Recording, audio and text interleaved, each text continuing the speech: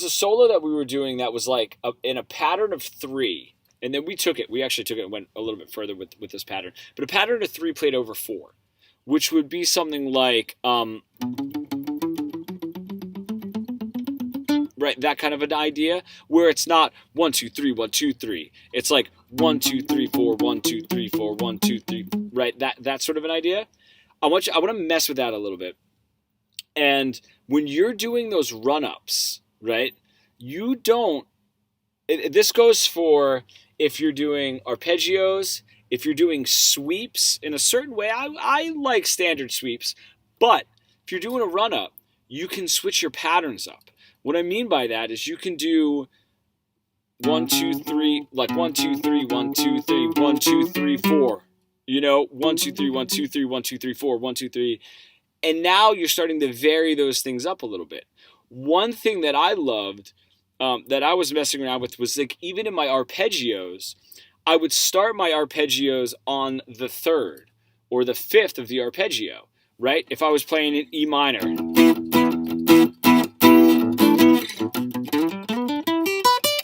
starting on that B, right? And then the B and like this flat 7, the D, sort of become the standout notes. Doing an arpeggio without actually hitting the root note, right? Yeah. But musically it works, right? You're starting to get away from the standard, both in rhythm and rhythm and just pitch wise. Like the one that I love is if you play an A minor, doing a C major 7 arpeggio, right? You never hit an A. It becomes an A minor 9 because it's an A major 7. So that B or the C major 7, the major 7 is a B, which is the 9 of the A. So you're sort of doing over an A, flat 3 5, flat 7 9, flat 3 5, flat 7 9, flat 3. Yeah, but it works. There's no reason that doesn't work, and it starts to become a little bit more musical than always starting on the downbeat, always starting on the 1 if you're doing a run up, always starting on the 1 on the downbeat, right? Doesn't need to happen. You start on the 5, always playing in succession when you're doing those. I know I kind of screwed this up earlier, but like 1 2 3 1 2 3 1 2 3 1 2 3, right? Doing those run ups, change them up a little bit, right? Go ahead. Yeah.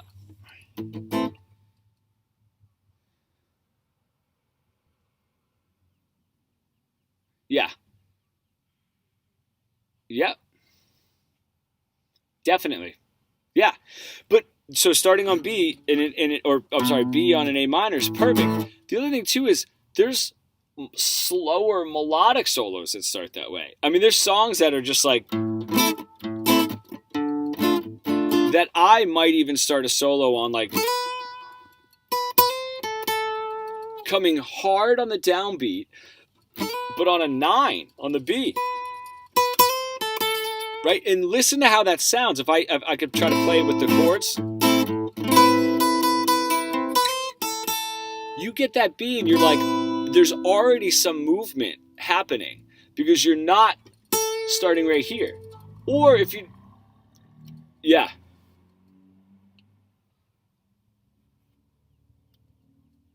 Yeah. That's it. You're getting away from the robotics, right? And all you have to do to start getting away from the robotics is just use the robotics somewhere slightly differently. My favorite, Rye, I want you to try this exercise. Oh, I can't believe we have to go in a minute. My favorite one for this is like, if you're just, what I do it with blues students. I say, dude, I want you to riff. I want you to play that blues scale. I want you to go nuts. You're not allowed to play on beat 1. So you can play whatever you want. 1 2 3 4 1 2 3 4 1 2. I did make you do that before, didn't I? It's terrible. It's hard. It sucks. It's bad. But like it works so much because you can be as robotic as you want, but just not playing on the 1 now changes it into musicianship. Those little, I want you to take some of those ideas. Do your arpeggios starting, don't even do the weird one. Do the arpeggios just starting on not the root note.